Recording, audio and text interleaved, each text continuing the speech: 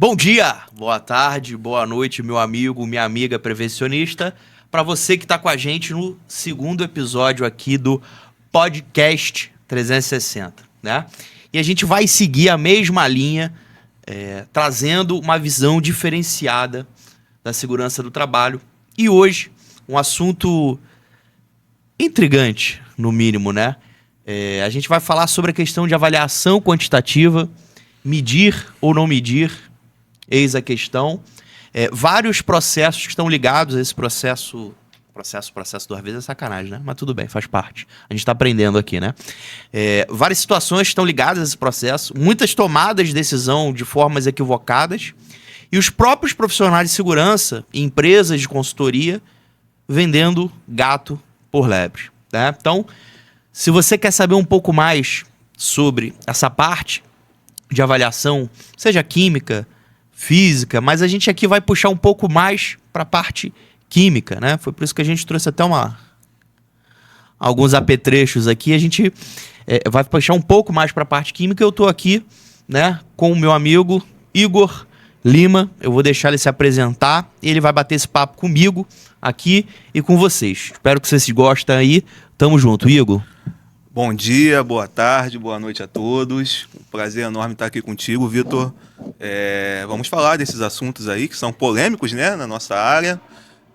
Espero contribuir aí com os colegas e trazer à tona aí algumas questões que muitas vezes acontecem, pouca gente fala também, né, nessa parte de avaliação.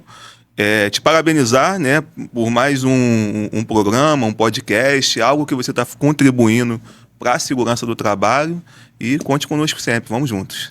Maravilha, queria te agradecer pela disponibilidade, né, e aqui a conversa de bastidor me tirar do sufoco aos 45 do segundo tempo, né. Mas antes da gente começar, Igor, eu queria só fazer um agradecimento especial para os nossos apoiadores aí, né, e os nossos parceiros, né. Primeiro começar com a Instruterm, né, referência na parte de equipamento de avaliação ambiental, que é um assunto que a gente vai falar aqui agora, né. A Faster também sensacional nessa parte, ó, inclusive essa bomba da SKC aqui, ó, é da Faster, né. O blog Victor Costa, né, que vai estar voltando agora, conseguir repaginar o site. Muito bom. A gente vai ter novos artigos, tá bem legal. Vai ter até uma área, contrate um especialista 360. Muito bom, muito bom.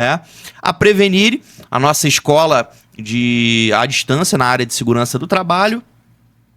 A EST-RJ, a Associação de Engenharia de Segurança do Trabalho no Estado do Rio de Janeiro. Não sei se você já ouviu falar, Igor. Mas depois ele vai explicar por que essa brincadeira. A RS Data, referência em software de saúde e segurança do trabalho. A OnSafety, né, um aplicativo que, inclusive, hoje eu estava dando uma olhada e uma estudada na parte de ficha de EPI. O pessoal do Consulta CA, certo? A Biságio Engenharia, referência aqui em consultoria e higiene ocupacional aqui no Rio de Janeiro. E o Ciclope by Airplan, né? Se você quer fazer uma inspeção, um plano de ação, Ciclope. E a avaliação ambiental, que também tem tudo a ver com a gente, avaliação, análises químicas, a gente tem a parceria com a Uniscientific, beleza? A ID Safety, óculos de segurança do trabalho, óculos graduados, né? Para mim faz total diferença. E a Kadesh, né? Inclusive estou com Kadesh no pé. E não é brincadeira, não. Então, queria agradecer aí todos os parceiros, né? De longa data, até todos os eventos e oportunidades que eles estão junto comigo aí. Mas, Igor, vamos começar, vamos ao que interessa. Vamos bater. Até quando a gente conversou sobre o tema, né? A gente falou da questão de medir ou não medir, eis a questão.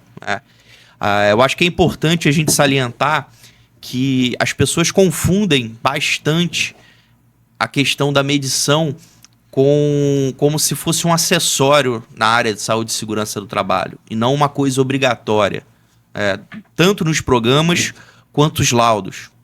Foi-se identificado esses limites para que a gente tivesse algum parâmetro para tomar determinadas ações.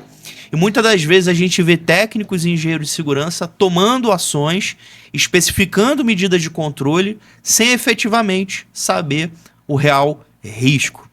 Até na última aula que eu tive com o pessoal da consultoria gratuita, né? Se você não sabe o que é consultoria gratuita, eu me reúno uma vez por mês com o pessoal da SST 360 para tirar qualquer dúvida, qualquer pergunta, né? Então a gente bate um papo ali todo sábado, ali de 9 às 10, 10 e meia, e a galera troca informação, conhecimento. E uma pergunta que me foi feita no sábado passado foi como especificar respirador se você não sabe a concentração. E a gente discorreu sobre o assunto, falou, e uma das coisas, se você pegar o próprio guia de respirador, né, ele sugere, se você não conhece a concentração na substância, ele não indica você usar respirador. Tô errado? Falei alguma besteira até agora? Não, Vitor, isso mesmo. A medição é importante, principalmente na questão do respirador, né?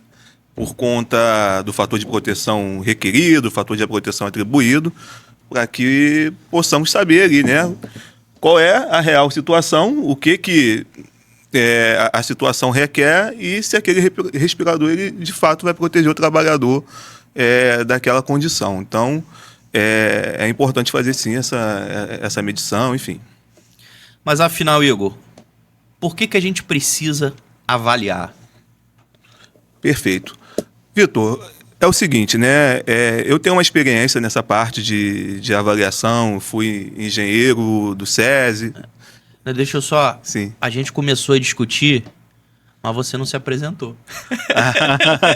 E eu, equivocadamente, também tinha que ter te dado essa puxada. Mas, então, a gente volta aqui, ó, 1 minutinho, para aqui. A primeira pergunta, por que avaliar? Pausa aí. Doutor Igor, que eu sei que você não gosta que chame de doutor, mas, por favor, se apresente para a galera. Então, pessoal, meu nome é Igor Lima, eu sou professor do Cefet aqui do Maracanã, Cefet Maracanã. Eu tenho muita experiência nessa parte de consultoria, eu tive a oportunidade de fazer parte da equipe do SESI Vicente de Carvalho, do SESI Duque de Caxias. Então, a minha vida como engenheiro de segurança do trabalho foi dentro das fábricas fazendo medições. E com isso também, né, eu tenho uma formação acadêmica, enfim, mestrado, algumas pós-graduações, e eu tive a honra de ser também presidente da Associação de Engenharia de Segurança do Trabalho aqui do Rio de Janeiro, que hoje está sendo aí, né, o nosso colega Vitor Costa é o nosso vice-presidente. É isso. Maravilha. Então, se você está acompanhando, sabe que agora a gente vai voltar para o início, né? Igor, então você já falou que tua experiência com a parte de avaliação, né, é basicamente 90% da tua experiência profissional, 80% sim. Nessa parte de avaliação ambiental. Então a gente volta para a pergunta que eu já fiz, mas só para voltar à linha de raciocínio. Por que a gente precisa avaliar? Perfeito, Vitor. Todo o papel do profissional de segurança do trabalho é antecipar o risco, reconhecer aquele risco, né, antecipar. Se não conseguir antecipar, vai reconhecer, para depois avaliar e controlar. A avaliação, ela é o meio, né, do nosso processo. Todo profissional de segurança do trabalho, ele tem um objetivo. Qual é o nosso objetivo como profissionais de segurança do trabalho? Fazer com que o trabalhador volte para casa de forma saudável. Então, um meio, né, para que a gente possa alcançar esse objetivo é propor medidas de controle. Então, o final, tudo que a gente faz, a gente reconhece o risco, a gente avalia o risco para propor medidas de controle. Então, a avaliação em si, ela tem como principal objetivo propor medidas de controle. Saber qual é a real exposição daquele trabalhador e para que com isso eu possa, né, ter ali uma forma, a melhor forma para que eu possa propor a medida de controle ideal. Então, assim, infelizmente, o que eu vejo, né, já adiantando aqui o assunto, é que as empresas elas param na medição. Então, assim, na minha experiência como consultor, né, como é que acontecia, o Vitor? Eu chegava lá na empresa, fazia o reconhecimento, dividia a empresa em GHS e ia lá, né, no antigo PPRA, Ah, o cara está exposto ao ruído, o cara está exposto a sílica, o cara está exposto a tolueno. Ia, fazia medições, chegava na empresa, apresentava os resultados das medições. Ah, o ruído está alto. E entregava lá, ó, você precisa fazer essa medida de controle aqui. Quando eu voltava no próximo ano, mesma coisa. E isso é um ciclo que se repete, né? Então, os profissionais, eles medem, as empresas fazem medições, mas elas, muitas vezes, elas não se preocupam com o controle, né? Enfim, hoje, pega aquele papel, eu cumpri, eu fiz o PGR, né? Eu fiz o antigo PPRA, consegui reconhecer, medir, mas e aí, cara, você mediu, tá alto, o que você vai fazer para controlar? Chega no ano que vem, a mesma coisa. Então, o PGR, ele tem essa pegada, né, pelo menos no papel, e é o que a gente espera que aconteça, do controle. Tanto é que as normas elas estão mudando, né, em relação a esse perfil que eu chamo de fábrica de medição. Agora, você comentou que as empresas normalmente não estão interessadas em controlar. Será que é só uma falta de interesse das empresas ou falta um pouco, às vezes, dos profissionais a capacidade de botar no papel que vale a pena investir em determinadas proteções? Porque muitas das vezes, né, por exemplo, pegar um agente químico, um ruído, o que você tem que gastar, né, para você controlar aquilo, principalmente numa proteção coletiva, sei lá, 100, 150, 200, 300 mil reais, certo? Só que o técnico, o engenheiro, muitas das vezes não faz a conta, que ele vai parar de fazer, sei lá, audiometria, ou espirometria, o raio-x, né, que ele não precisa comprar determinados equipamentos de proteção individual, que ele não precisa gastar hora de treinamento, né, que ele não precisa, de repente, gastar tempo do técnico do engenheiro de segurança andando no chão de fábrica para vigilância de EPI, porque as pessoas não vão precisar de EPI. Você acha que, além da falta, né, de comprometimento da empresa, mas isso, entre aspas, que eu falo que é natural por uma falta de cultura da sociedade de maneira geral em relação à prevenção, os profissionais também acabam, em sua maioria, pouco preparados para dar esse start e essa iniciativa? Eu acho que você disse a palavra certa, né? Pouco preparados, né? Então, assim, infelizmente, muitos profissionais, eles não têm o que você vem pregando, o que os alunos da sua comunidade vem pregando, essa visão 360, né? De olhar todos os cenários e entender o impacto da tomada de decisões que nós tomamos ali no dia a dia, né?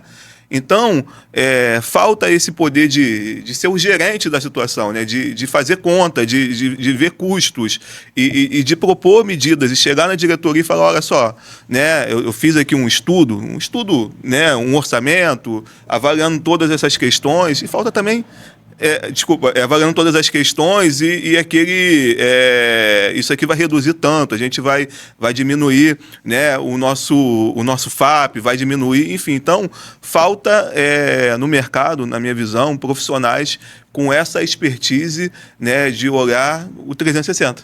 De olhar a conta da empresa, né, de olhar o impacto que aquilo pode gerar para a empresa, tanto negativo, né, como positivo. Então, assim, realmente, eu vejo que poucos profissionais estão preparados, mas quando a gente está falando de avaliação, né, o que acontece? Muitas empresas terceirizam isso. Poucas são as empresas que elas realmente têm os equipamentos para fazer a medição. E aí cai para a consultoria fazer, né? E eu fui consultor, né? Eu sei como é que funciona. Eu tinha 150, 200 empresas para me atender. Teve uma época que eu fui o responsável tanto pela área de Vicente de Carvalho como pela área de Duque de Caxias, e eram diversas empresas que eu tinha que tomar conta. É óbvio que eu não consigo estar lá na empresa no dia a dia propondo medidas de controle mais, né, específica, porque eu tenho muitas empresas para fazer.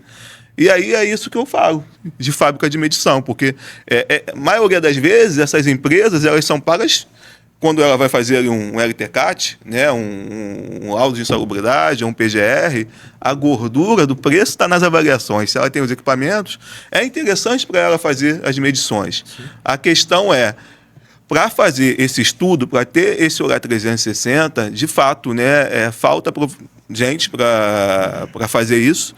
E eu acho que os consultores eles não têm tempo por conta da dinâmica do mercado. Vamos botar assim.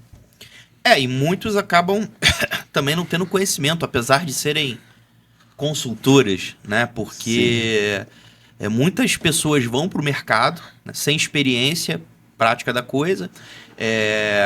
A consultoria em si, na maioria das vezes, contratam profissionais com pouca experiência, porque é mão de obra barata e, por consequência, o preço dela torna-se mais competitivo. Sim, sim. Né? Ou o lucro é maior, mas tudo bem, isso é outro problema. E o que eu bato na tecla e falo em relação a essa questão que o pessoal fala sobre essa questão de preço no mercado, é que eu não vejo o problema da pessoa cobrar pouco. Eu acho que eu vejo o problema dela cobrar pouco e entregar uma coisa que não é a correta. Vender o gato por lebre. Né? Então você contrata o empreendedor, ele contrata um LTCAT acreditando que tem um laudo, mas o laudo não tem uma medição de ruído para poder concluir. Né? Não tem uma medição de calor para poder concluir. E o empregador, por sua vez, ele não sabe que o que ele tem não é farinha, né? É nada. Não serve pra nada. Não serve para nada. E ele tá pagando ali um documento que não serve de nada. E a consultoria vende esse tipo de coisa. E isso é uma prática, infelizmente, muito comum no mercado. Né? Tanto laudo de insalubridade quanto LTCAT sem medição. Né? E eu lembro até um tempo atrás, e já tive essa discussão com alguns profissionais, que não sei quem inventou, e eu tenho essa curiosidade, que medição, né, isso antes no PPRA, que medição só é para vir no laudo. Eu não sei quem inventou isso. Inclusive, na época, tinham inventado um tal de PPRA-DA. Eu não lembro se você lembra dessa história. Que era PPRA com demonstrações ambientais. Isso para mim nunca teve sentido nenhum. Porque a própria premissa do PPRA, né, que se funde com a questão das etapas da higiene ocupacional, né, como você já falou, sim, né, antecipação, reconhecimento, avaliação, monitoramento, controle. Isso para mim nunca teve sentido, né? E as pessoas, né, hoje, 22 anos depois, continuam fazendo a mesma coisa errado. E eu pergunto, qual a dificuldade de essa pergunta é para jogar pro ar, tá? Sim. Gente, eu pergunto para vocês, qual a dificuldade de fazer certo? A empresa não quer pagar. Beleza, mas tu tá fazendo o teu papel, no mínimo, que é de oferecer, né? E oferecer e informar. O senhor, para fazer um LTCAT com a gente, o senhor precisa das avaliações ambientais. Custa 10 mil reais. 10 mil reais eu não vou pagar. Então não tem como fazer o seu LTCAT. Porque, mas vai aparecer alguém e vai fazer. Eu prefiro fazer errado para não perder, porque vai aparecer alguém. Sempre tem alguém que vai aparecer. Tá, mas e a tua ética nisso? Se você sabe que é errado. Entendeu? Mas, pegando esse gancho, eu queria bater na tecla, já que a gente falou de LTCAT, de laudo de insalubridade, PGR. Tem diferença de medição para medição em relação, como a gente já falou, que a medição para laudo é necessária. Para PGR é necessária. Qual é essa diferença entre eu medir para um programa e eu medir para um laudo? Na verdade, não há diferença em relação à medição em si. O que há diferença, eu acho que os profissionais eles têm ainda dificuldade com isso, apesar de ser muito debatido, é o objetivo de cada documento. Né? Então, quando eu vou fazer medições para um PGR, por exemplo, qual é o objetivo do PGR? Proteger o trabalhador, fazer com que o trabalhador não fique doente. Então, eu não vou olhar somente a NR15, que está defasada, que enfim, que está em vias aí de ser modificada, né, alterada alguns limites. Eu tenho que olhar o que tem de melhor no mundo. Tenho que olhar a CGH, a FNOR, enfim, as normas internacionais, para que eu possa fazer com que esse profissional, né, esse trabalhador que está exposto ao risco, ele de fato ele tenha ali uma avaliação adequada e consequentemente, uma proteção adequada. Quando nós falamos de LTCAT, as pessoas ainda confundem LTCAT com laudo de salubridade, e a gente bate isso na tecla, né, muitas vezes. O LTCAT é um documento previdenciário. Ele tem um objetivo, que é atestar a aposentadoria especial, que tem uma norma específica para isso, que é o Decreto 3048, que tem os agentes específicos para isso, que estão presentes lá no anexo 4 do Decreto 3048, e ele tem um objetivo. Então, eu vejo também muita gente fazendo LTCAT, pegando agentes, principalmente agentes químicos, né? Às vezes eu vejo LTCAT com frio, que não está lá no decreto, e, enfim, não sabe. E a conclusão não é sobre se o trabalhador tem ali, né, a atividade caracterizada como uma atividade especial, que pode ser de 15, 20, 25 anos, mas está relacionada à insalubridade, à periculosidade, enfim. Eu não vejo problema também você pegar o LTCAT para fazer isso. Mas desde que você também faça o que tem que fazer, que é a aposentadoria especial. No caso do laudo de insalubridade, ele também tem um objetivo específico. O objetivo é tão somente, né, verificar o adicional de insalubridade. E eu vou estar amarrado à NR15 e os seus anexos. Então, ainda há essa diferença, né, em relação aos objetivos dos documentos. A medição em si, né, se eu for fazer a medição por PGR, se eu for fazer a medição por ruído, eu vou ter que seguir a NH 01.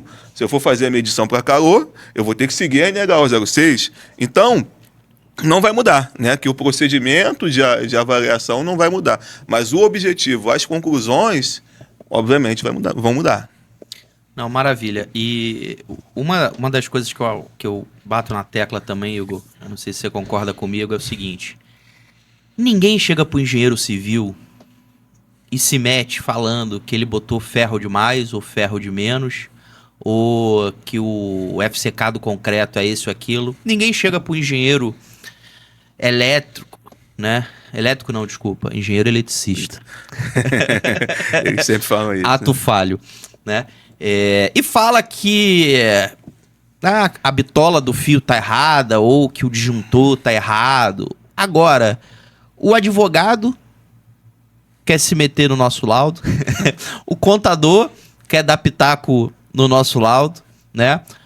O administrador, o coordenador, o gerente de produção dá pitaco no nosso trabalho, né? Ou seja, você tem uma série de profissões que muitas das vezes acreditam e entendem saber mais do que o engenheiro e que o técnico de segurança, né? E eu particularmente acredito isso em função, né, justamente da nossa profissão ainda ser um mistério para muita gente, para a própria sociedade, né? Não sei se eu falei no episódio passado, mas eu costumo brincar e bater na tecla, e vocês vão me ver bastante repetindo isso, que hoje em dia você pergunta para uma criança o que ela quer ser, se bem que hoje em dia basta ser futebol, youtuber, né, e TikTok. Ninguém mais quer ser médico, advogado, mas ninguém fala que quer ser técnico. O que você quer ser quando crescer? Eu quero ser técnico de segurança. Verdade. Eu quero ser engenheiro de segurança. Eu tive um primo meu que queria ser marrequinho das sendas. Entendeu? Mas eu nunca ouvi, nem, né, tive ciência de alguma criança, sei lá, dos seus 7, 8 anos, que porventura falou, quero ser técnico de segurança, quero ser engenheiro de segurança.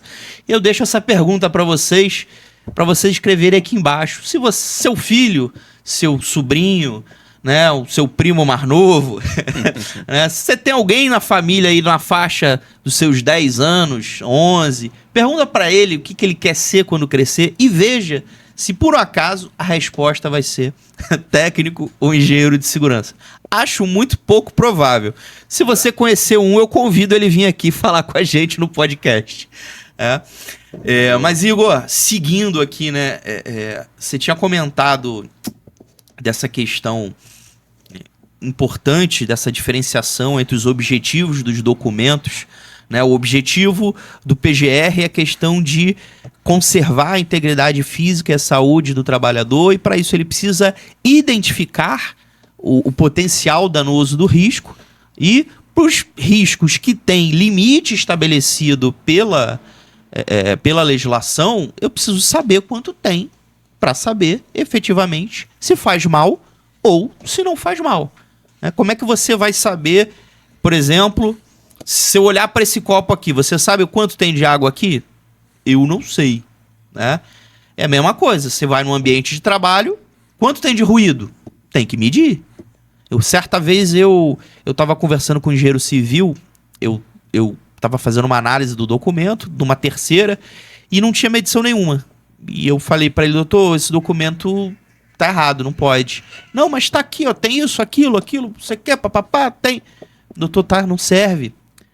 Aí ele, não, eu falei, doutor, o senhor é engenheiro civil, não é? Ele, sou. Se eu te der uma planta sem cota, o senhor constrói alguma coisa? Não tem altura, não tem diâmetro, não tem nada, não tem número, só tem a planta. Você consegue construir? Aí ele falou, não. Eu falei, pois é esse documento que tá na sua mão, é a planta sem cota. Ele, entendi. Então, Igão, afinal, né, a gente já bateu na tecla de medir, mas qual a diferença que muitas pessoas confundem também entre avaliar e medir? Perfeito. Ô, Vitor, a gente tem que falar um pouco aquilo que está acontecendo, né, na nossa legislação e as mudanças que vem acontecendo, né? Avaliar é diferente de medir, né? Avaliar, a medição ela faz parte da avaliação, mas eu posso avaliar de formas diferentes. Eu posso avaliar de forma qualitativa, semi-quantitativa, de forma quantitativa e, assim, as publicações, principalmente as publicações da Fundacentro, elas têm indo nesse sentido, principalmente na questão de agentes químicos.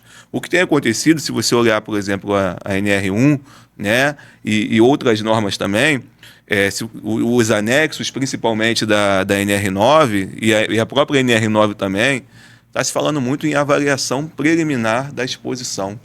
Né? E só que para fazer a avaliação preliminar da exposição é necessário ter coragem. Porque é muito fácil para um profissional chegar e falar, olha, aqui tem vibração, esse trabalhador está exposto à vibração. Né? Mas e aí, o quanto de vibração? Poxa, para você fazer uma avaliação de vibração, é uma avaliação complexa, que requer um equipamento caro, né, que nem todas as empresas têm questões para pagar, e a norma, ela fala da avaliação preliminar da exposição. Qual é o objetivo da avaliação preliminar da exposição? Eu vou fazer um estudo. Não é um estudo qualquer, é um estudo criterioso, com diversos itens que precisam ser analisados. Isso é uma avaliação, tá vendo que eu estou fazendo uma avaliação, mas eu não estou fazendo uma medição? Né? Então eu vou fazer lá, analisar a ferramenta, eu vou analisar o equipamento, se é um caminhão, se é algum meio de transporte, um ano, enfim, eu vou analisar diversos cenários por onde ele circula para que eu possa tomar uma decisão. Então a norma, ela está não desobrigando, sim, né? Mas ela quer que você faça isso de uma forma técnica, e aí estou falando, tem que ter coragem, né? Porque você vai ter que colocar o seu CREA lá, que você fala, olha só, essa exposição aqui é uma exposição que ela não preciso medir. Só que para você ter essa coragem, você precisa ter argumentos técnicos. Porque o objetivo da avaliação, né, em si, é apontar para medidas de controle. Então, quando você faz uma avaliação preliminar da exposição e você entende, com base nesse estudo que você está fazendo, que a situação já está inaceitável, para que você vai medir se você já sabe que está inaceitável? Você vai lá propor medidas de controle para, sim, depois que você propor medidas de controle, você fazer a medição e ver se resolveu aquela questão. Ou se você, quando vai fazer a avaliação preliminar de exposição, né, você viu, olha só, essa situação aqui é aceitável, com base em todo o histórico que eu peguei, cara, eu tenho tipo assim, a certeza, e tem que ter desculpa o termo, o culhão técnico mesmo, a coragem de colocar isso aqui, olha só, eu não preciso medir, porque é uma exposição aceitável, não preciso propor medidas de controle. Então, o que acontece, Vitor, então assim, quando eu falo dessa diferença entre medição e avaliação, é que a medição é cara. Fazer medição de ruído, fazer até barato, né? Em comparação com agentes químicos, calor, enfim, agentes químicos, é caro. E as normas, né, elas estão levando o profissional de segurança do trabalho a fazer esse estudo profundo, que é a avaliação preliminar da exposição, né? E é óbvio que tem que ter os critérios, a norma estabelece esses critérios, né, para que você dê esse passo, porque fazer medição, o que é comum, né? Pô, o cara está exposto ao ruído, o cara está exposto ao calor. Eu tiro um dia do ano, uma amostra específica, faço uma medição num dia e eu estou dizendo que todos os outros dias vai ser igual aquele dia que eu estou fazendo a medição. Porque se você for medir, tem que medir direito. Tem que medir com a confiança estatística necessária.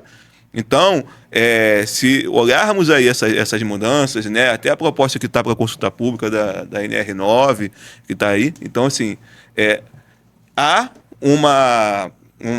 um caminhar, vamos dizer assim, do governo, né, da legislação, no seguinte aspecto, falando, cara, faça um estudo profundo antes, faça uma avaliação preliminar de exposição, e aí, se você tiver na dúvida, a avaliação eu estou na dúvida, tenho dúvida, aí você tem que realmente fazer a medição, né? A avaliação, a medição, para que você possa tirar essa dúvida. Mas também não é uma medição, né? Você tem que ter critérios para fazer essa medição. Então é isso que a gente está discutindo aqui, né? Vamos botar assim. Você comentou que medir é caro. Eu quero só abrir um parênteses. Fazer uma análise preliminar de risco, bem feita, também acaba sendo caro. Vai gastar tempo. Às vezes até mais caro do que uma avaliação ambiental feita, desculpe o termo também, nas coxas. Sim. Né? Com equipamento que não tem que a gente não tem confiabilidade, né? Com uma técnica equivocada, certo?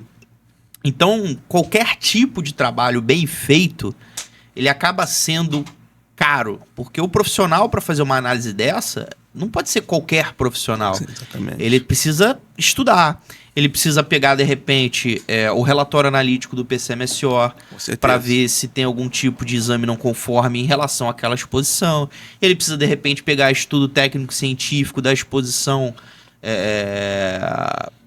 referente àquela dentro do mercado de trabalho, né? Um estudo que fala de exposição ocupacional de carpinteiros na construção civil. Você pode ir lá pegar qual é o percentual em função de determinadas atividades, né? Quantos ficaram doentes. E aí, gente, é questão de você unir a técnica e a científica, que eu vejo muito pouco ou quase ninguém falando. Fala-se muito sobre a questão legal da profissão e pouco sobre a questão científica. Sim. E essa parte toda, higiene ocupacional, ela é base em ciência. E a gente não pode ficar amarrado apenas à legislação. A gente precisa, além de NR, NHO, sim, se debruçar sobre artigos científicos, teses de mestrado, dissertação ou tese? Mestrado é dissertação, tese é doutorado. Dissertação de mestrado, tese de doutorado, para que a gente busque essas informações para nos ajudar a tomar uma decisão. E a própria experiência do profissional. Quantas medições ele já fez de determinado agente? Se ele já fez 100, 200 medições de determinado agente, só de bater o olho ele sabe se aquilo vai dar problema ou não. Né? E baseado na experiência dele, aí aquilo que você está falando, ele vai ter coragem né, de falar, não, isso aqui não dá problema. E é justamente isso.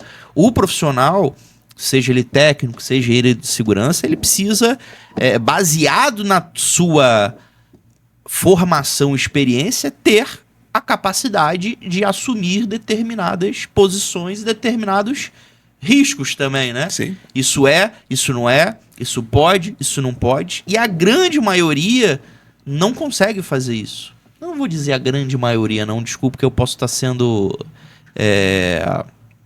fugiu a palavra aqui. Leviano de falar. Mas existe uma grande fatia do mercado que faz esse trabalho de avaliação, faz esse trabalho em consultoria, que infelizmente não tem condições de fazer isso. E o pior, não é não ter condição de fazer isso, é não buscar caminhos para poder fazer isso de maneira assertiva, né? Então tá claro, Igor, que pra gente que existe uma diferença entre medir e avaliar, né? A importância da gente realmente focar na avaliação e a relação com o controle. Como é que você enxerga esse impacto? Se eu avaliar de forma assertiva, por consequência, eu controlo melhor? Com certeza, Vitor. Sim, eu só consigo controlar, entender o tamanho do meu problema e aí sim propor medidas de controle se eu tiver ali critérios para que eu possa estabelecer esse controle. Então eu preciso fazer uma boa avaliação para que eu possa, de fato, fazer esse controle. E lembrando, o foco é no controle, né? É o que eu estou falando, eu enxergo o mercado dessa forma, né? E assim, não posso estar sendo leviano também aqui, mas 90% das empresas, elas não estão muito preocupadas com o controle, elas estão preocupadas com o papel. E aí contrata uma consultoria, contrata uma empresa, contrata um profissional que vai lá, tem os equipamentos, até vai fazer lá uma medição num dia e tá aqui o documento, guarda o documento na gaveta e ano que vem, daqui a 2 anos, faz outra medição. Então, é necessário, né, a gente se preocupar com o controle. O foco é sempre no controle. O foco do profissional de segurança do trabalho, né, é fazer com que o trabalhador volte para casa de forma segura, de forma saudável. Vamos botar assim. Obviamente, a gente também contribua com os objetivos da empresa. Deixa eu abrir um parêntese aqui. Você falou na questão da preocupação da empresa com papel. Eu vou abrir uma experiência que eu tive. Eu entrei numa empresa em 2015, onde eu peguei os documentos dela e não falava medição nada com nada. Né? Mas o papel, não sei o que, a empresa está preocupada. Eu cheguei lá, o meu papel era botar a coisa em ordem, certo? Por exemplo, era uma empresa de construção, aí você tinha de construção residencial, então você tem fundação, você tem estrutura, você tem alvenaria, você tem acabamento. Basicamente essas 4 fases, certo? Tem outras coisas no meio do caminho, mas resumidamente. E você tinha uma avaliação de pedreiro. Em qual etapa? O ruído, numa fase de fundação, ela é diferente numa fase de estrutura, que é diferente numa fase de acabamento, que é diferente numa fase de alvenaria, né? E não existia esse parâmetro, certo? Se fazia poeira, e aí? Como é que eu vou controlar? Os controles vão ser diferentes. De repente, até os equipamentos de proteção, por exemplo, o ruído, pode ter uma atenuação diferente em determinadas fases da obra. E a empresa sempre fez daquele jeito, até apareceu um maluco que falou, tá errado. E por que é interessante validar isso? Porque eu desenhei um escopo de contratação, eu falei que tinha né, e a gente parou de contratar em avaliações spot, ou seja, vamos fazer uma edição, aí vai, pum, aí fazia. Não, a gente a gente entrava em contato com o setor de planejamento da obra, a gente pegava todas as etapas, a obra começa, sei lá, em janeiro, tem 3 anos, a gente fazia um planejamento de avaliação para cada etapa da obra e a gente já locava o orçamento de medição para toda a obra e já deixava fechado ali com uma empresa única. Então, toda vez que estava chegando a fase X, a gente avisava, vai começar a etapa tal. E a empresa lá. E a gente começava a ter o rastreio de todo o processo de medição na respectiva fase, em que tipo de atividade. E a gente começou a medir, deu alto. Vamos verificar, entender. Né? Por exemplo, certa vez, deu alto um valor para poeira para o cara que operava a cremalheira. Né? A cremalheira nada mais é do que um elevador. Era o assessorista da obra. Eu achei aquilo estranho e fui entender melhor. Eu descobri que o cara, quando não tinha serviço para andar com o elevador, ele pegava uma vassoura e ia varrer os andares, levantava aquela poeira, ele não jogava uma água e tal, enfim. A gente refez a avaliação, orientou o pessoal da cremalheira a não tomar, ou se fosse varrer também, criar algum sistema ali para não levantar tanta poeira. Mas foi uma coisa que aumentou, sim, o custo da empresa, porque ela fazia uma avaliação, né? Na verdade, aumentou até o custo da obra individualmente, porque antes ela fazia, sei lá, um apanhado de avaliação, gastava 10 mil reais, né? E agora ela gastava em torno entre 15 a 25 mil reais para fazer da obra em toda, mas ela ganhava uma segurança jurídica melhor. E a empresa, mesmo sendo mais caro, mesmo sendo mais burocrático, ela comprou a ideia e a partir dali ela começou a adotar esse escopo de contratação, a contratar daquela forma. Eu saí de lá em 2015 e sei que ela continua fazendo do mesmo jeito, né? Fazendo melhor, né? Então legal. é bom a gente isso. E eu percebo que muitas das vezes isso não acontece, né? Muitas das vezes a gente vê que a coisa está sendo feita da forma equivocada, sendo feita da forma errada, mas a gente não sabe como sugerir, como fazer certo, como fazer correto, como fazer melhor. Eu acho que isso acaba impactando diretamente no nosso cenário, né? E por isso que a gente está aqui, né? De falar sobre a forma diferente de enxergar a segurança do trabalho, né? E como você também já comentou, você acha que ter essa visão 360 da profissão, certo? Você poder encarar, primeiro, que a excelência técnica ela não é o mínimo, né? Ela não é o suficiente, na verdade. A excelência técnica, no que adianta eu conhecer muito bem a NR15, a NHO01, saber manusear um dosímetro, mas eu não convencer o empregador que eu tenho que fazer 3 amostras. Né? E fala para mim, Igor, por que é importante, né, a gente ter essa qualidade das avaliações, essa questão da representatividade das amostras, né? Como é que isso impacta tanto para as empresas quanto para o trabalhador? Sim, Vitor. Precisamos entender que a avaliação, quando eu vou fazer agora estou falando de medição, né? Uma medição, ela é uma amostra, né? É uma amostra que eu vou pegar e essa amostra ela precisa ser representativa. Assim como, não vou entrar aqui em política, né? Se você for perguntar sobre vai votar em quem, em alguns guetos específicos, um ou outro candidato vai ganhar. Então, essa amostra, ela precisa representar aquela população, vamos botar assim.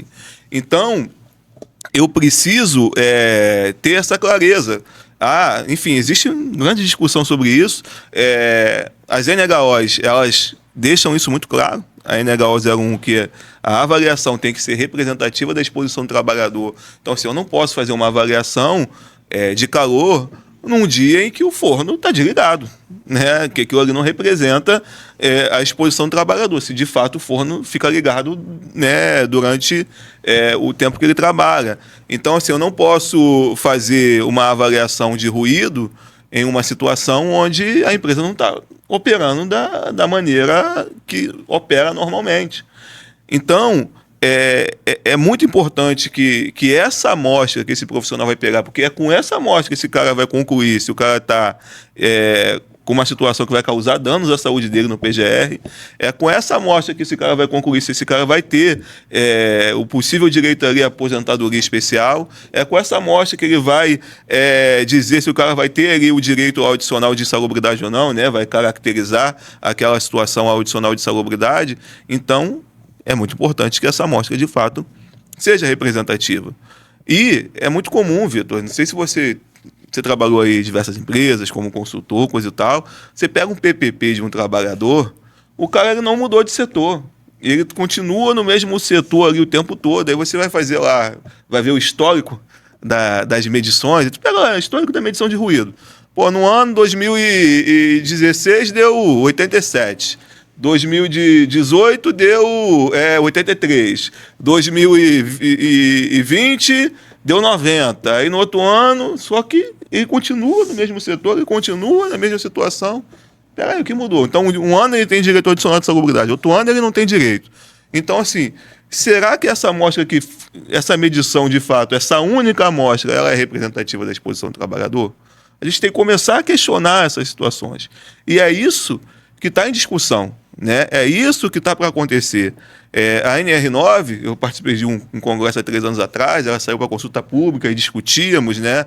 Essa mudança até agora estão segurando essa mudança. Cara, a mudança do anexo de ruído está desde antes da pandemia. Eu lembro que eu participei de uma discussão lá na BHO, né, daqui do Rio de Janeiro, que a gente discutiu o texto para consulta pública, né, que tem Q3, Q5, e as coisas não estão saindo, né? Mas há, né, a necessidade, isso é científico, né, é técnico, de a gente garantir essa representatividade, garantir, verificar essa variabilidade. E para isso, é óbvio que eu tenho que ter uma visão 360. Eu preciso entender, né, o objetivo da minha medição, preciso conhecer de estatística, por exemplo. Então, é muito importante que essa amostra seja representativa. Não, maravilha, Igão. E o que é importante a gente bater na tecla, gente, que a gente está conversando aqui, é a necessidade, né, de você realmente, primeiro, se aperfeiçoar, né, conhecer tudo que tem referente à higiene ocupacional, tem excelência de conteúdos gratuitos na internet, né, a gente mesmo dentro da comunidade, a gente tem 2 cursos, né, um é o ABC da higiene ocupacional, coisas simples e básicas do dia a dia, o outro é falando sobre a identificação de perigos e riscos com foco na higiene ocupacional, né, para ficar claro como é que você faz uma identificação de perigos e riscos em conformidade ao PGR, que você pode levar a mesma forma de enxergar o risco para dentro dos laudos. Sim. Né? Até porque o laudo ele acaba sendo uma fotografia de uma condição, certo? E muitas das vezes as pessoas esquecem desse detalhe.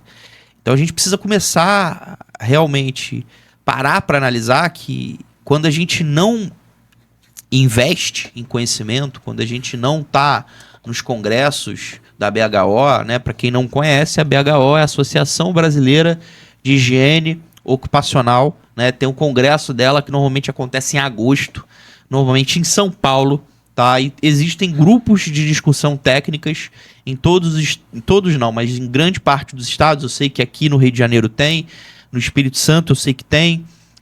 Eu acho que no Paraná, em Santa Catarina, São Paulo tem um grupo de discussão, certo?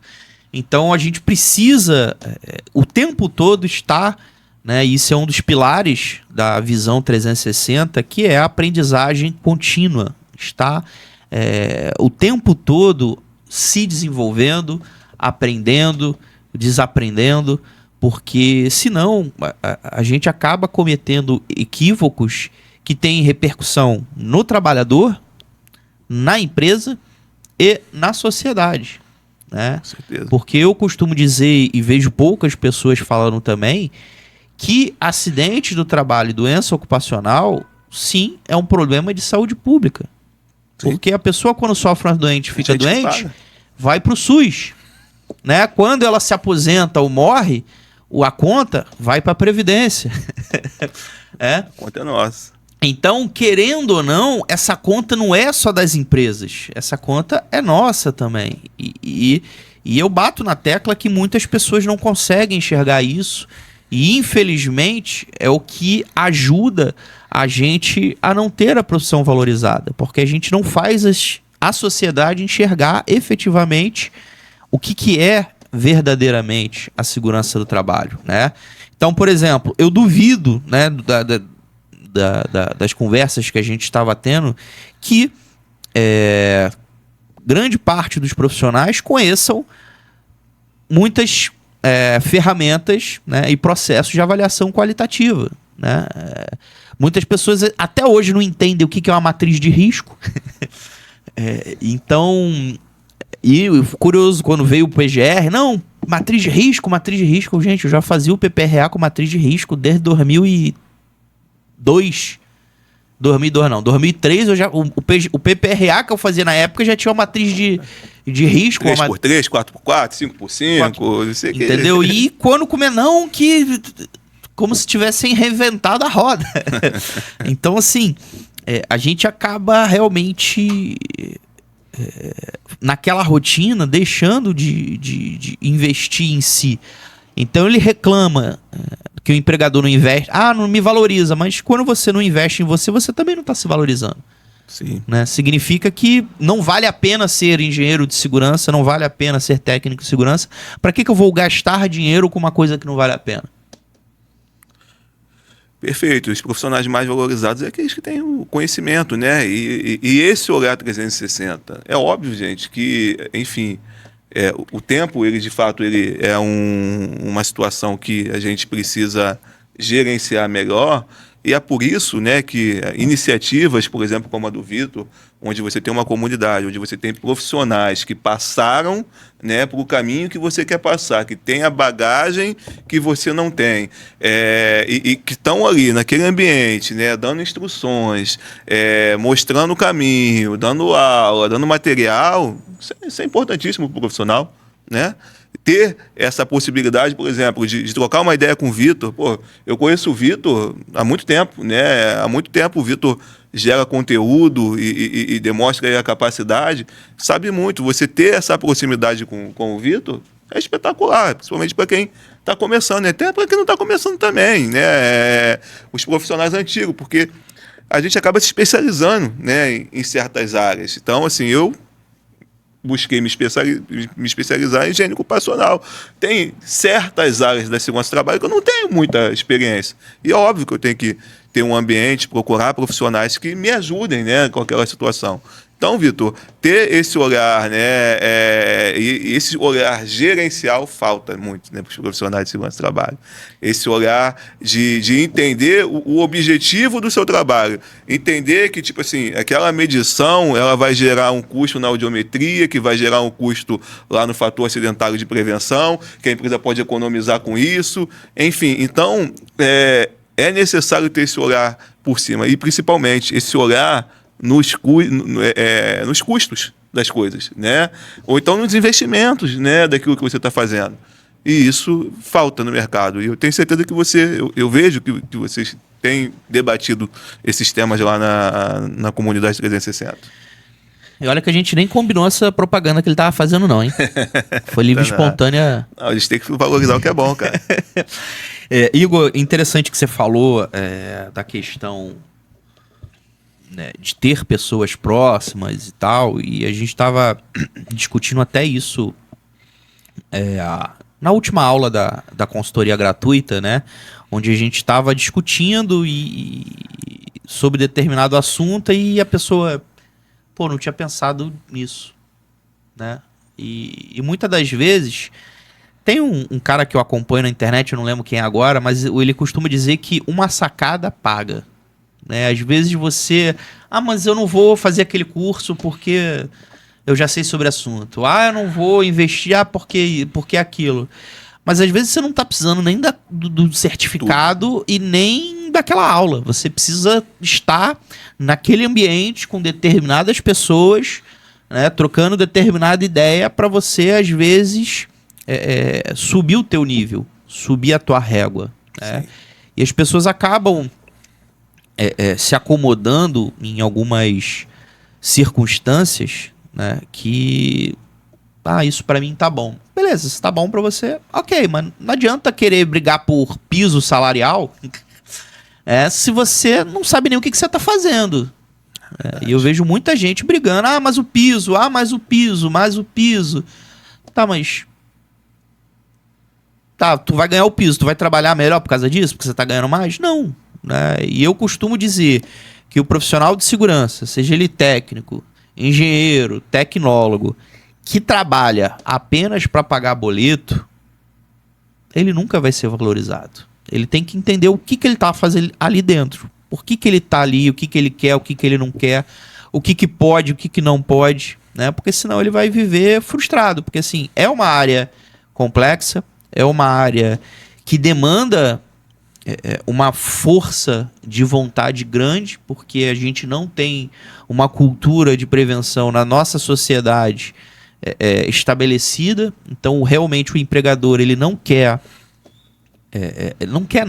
ele não enxerga determinadas coisas, e o nosso papel é justamente abrir o olho dele. E muitas das vezes a gente nem quer abrir o olho porque ele não vai concordar, ele não... E a gente já...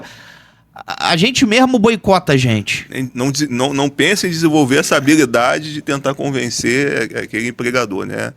Enfim. Eu acho que esse papo que a gente está batendo, né, de chamar a atenção para o trabalhador, pro técnico, para o engenheiro, a conhecer mais sobre higiene ocupacional, entender o ser. Ah, mas Vitor, eu não faço avaliação ambiental. Tá, mas você contrata. Sim.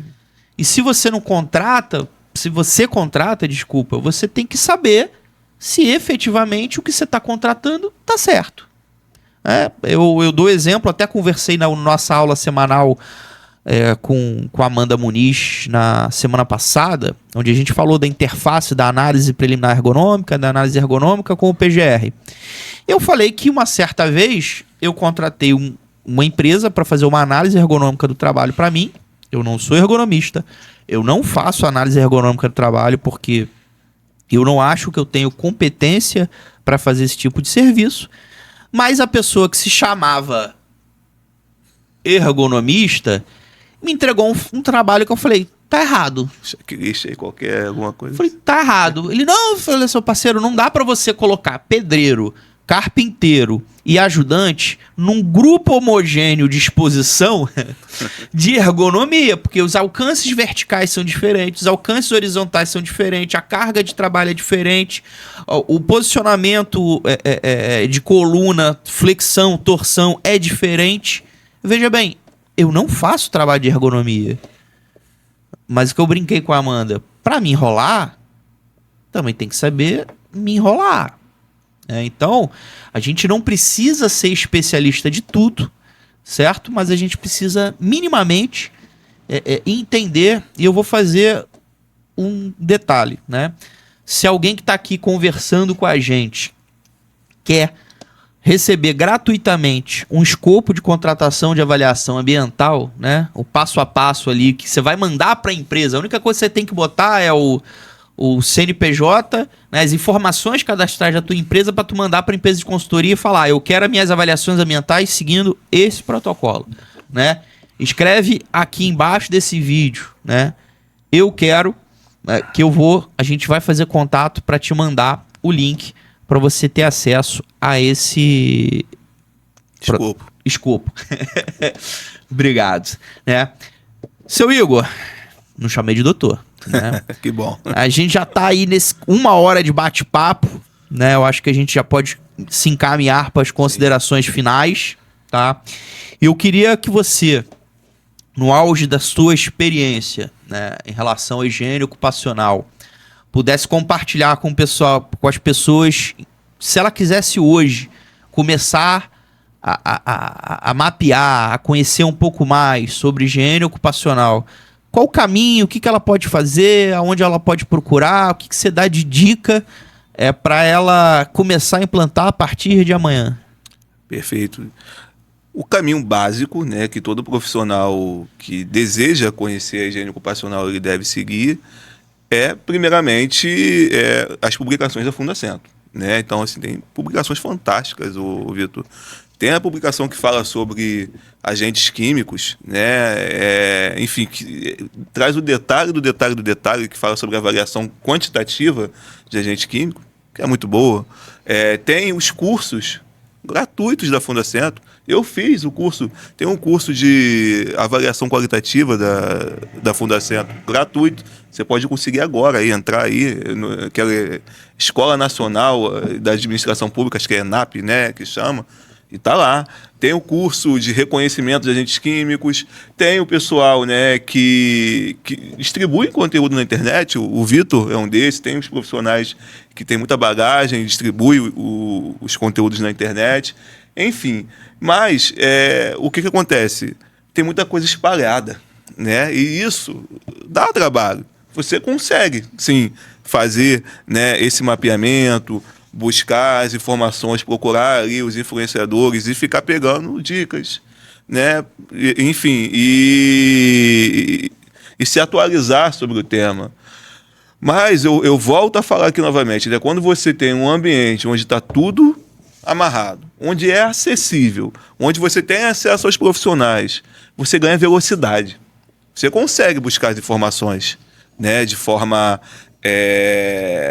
soltas, vamos botar assim, vai estudar, olhar, isso faz parte. Mas quando você pega tudo mastigadinho, organizado, né? Isso é legal para o profissional. Então, assim, obviamente, né?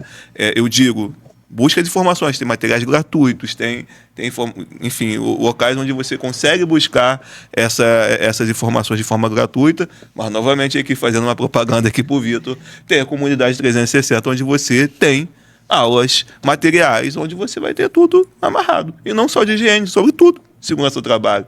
E está cada dia mais crescendo, estou vendo, né? A programação está cada dia trazendo mais informações que vão ajudar o profissional de segurança do trabalho. Então, assim, existe esse caminho, né? A BHO, os eventos da BHO, o congresso da BHO, que é caro, vamos botar assim, né? Porque quem mora no Rio vai ter que se deslocar, vai ter que se hospedar, vai ter que pagar o congresso, enfim. Mas tem também informações, influenciadores, colegas que distribuem aí conteúdo gratuitamente no YouTube, enfim. E tem a comunidade 360 também. Então, esse é o caminho. Eu acho que eu vou ter que morrer num dinheiro no final desse episódio, né? Porque o cara, em menos de 10 minutos, ele já fez propaganda da comunidade 2 vezes. Né? Mas tudo bem.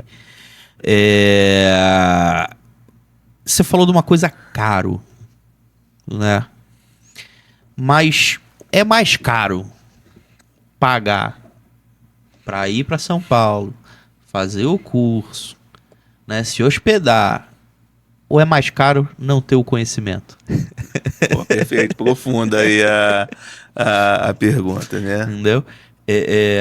Eu sei que muitas das vezes algumas pessoas vivem meio que no limite. Sim, né? Cada um tem a sua realidade. Cada um tem a sua realidade. Quem sou eu aqui para julgar qualquer coisa? Mas a gente também falou no episódio passado, né? No primeiro episódio, de uma questão. Mas pô, não tenho dinheiro. Você tá trabalhando? Tá. Né? Então vamos pegar que você é técnico de segurança, certo? Vamos pegar no Rio de Janeiro, sei lá, você ganha... Vamos botar por baixo aí, sei lá, R$3.000. 3.500. Normalmente.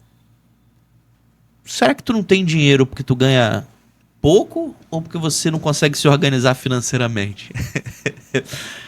As pessoas querem atribuir a responsabilidade de pagar a conta das suas casas à empresa. E essa responsabilidade não é dela. A empresa vai te pagar por aquilo que ela enxerga que você entrega de valor a ela. Se ela entende que você merece 5, ela vai te pagar 5. Na verdade, se ela entende que você merece 5, ela vai te pagar 4. Né? Então, e eu vejo muito profissional de segurança vivendo uma ilusão, né? E a gente volta na questão do piso, de que o piso vai resolver todos os nossos problemas. Não vai, né? Porque você vai ganhar o piso e que vai é o mínimo, é o piso, e vai gastar mais que o piso. Então, essa é a dica, né, que eu dou para vocês. Antes de se preocupar em quanto você está ganhando, se preocupa como você está gastando.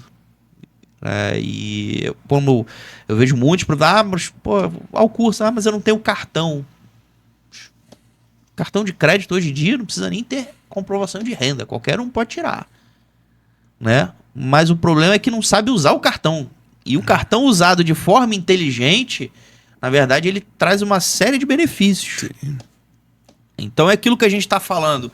Não é só a excelência técnica, o desenvolvimento e aprimoramento de soft skills, a mentalidade vencedora, o foco em resultado, a aprendizagem contínua. Por exemplo, eu estava no domingo, eu mandei para o pessoal da comunidade, no WhatsApp, né, um e-book da XP Investimentos falando das melhores oportunidades para investimento de 2025. Né? Tudo bem que eu li atrasado, porque a gente já está em quase março, né, mas a nossa missão ali dentro não é só fazer um bom técnico e um bom engenheiro de segurança, mas profissionais completos, né? Profissionais que enxergam e se posicionam o mercado de forma diferente. Né? Então, e para isso, a forma com que você lida, a forma com que você enxerga, a forma com que você se relaciona com o dinheiro, né? Não estou falando aqui que eu sou nenhum especialista, nem exemplo para ninguém não, que eu dou as minhas escorregadas, certo? Mas a forma com que você impacta diretamente na tua trajetória profissional. Eu não consigo comprar um curso. Será? Ou porque realmente aquele curso, aquele investimento para você não é prioridade naquele momento e nunca vai ser, né? Eu certa vez conversei com um colega meu, não era nem da área de segurança, a gente estava conversando, né, trocando uma ideia, e era até papo de birita, né, tomando cerveja, conversando. Eu falei, pô, tu não vai estudar? Ele, não, porque o meu foco são meus filhos. Eu falei, tu já pensou que se tu investir em você e ganhar mais, as crianças, por tabela, vão ser beneficiados? Entendeu? Perfeito. E muitas das vezes a gente não consegue enxergar isso, né? Mas acho que é melhor parar de falar, que eu já tô me estendendo demais. Essa porra não é... o podcast não é sobre coach financeiro. É sobre segurança do trabalho. Não, pode Vamos mudar de área, quem sabe? Doutor, então... eu acho que é isso. Eu acho que precisa ficar clara a missão nossa aqui, que é realmente abrir os olhos, né? Você contribuiu de forma brilhante, tá? Eu queria que você olhasse para tua câmera lá e desse teu recado final para a galera, que eu também vou dar meu recado final. Bom, pessoal, eu agradeço muito aqui a oportunidade de estar com esse excelente profissional, o Vitor, que é amigo também, né? Discutimos aqui assuntos importantíssimos para a nossa área. E eu tenho muita esperança, pessoal, muita esperança na mudança, né, da nossa área. Tá para vir aí, né? A gente tenta ali convencer o empregador, né? A gente precisa ter essa habilidade, a gente discutiu isso aqui, mas também tá vindo forte a fiscalização. Pelo menos 900 auditores fiscais do trabalho vão ser contratados, tendo concurso para o Ministério Público. Então, eu acho que a área vai dar novamente uma aquecida.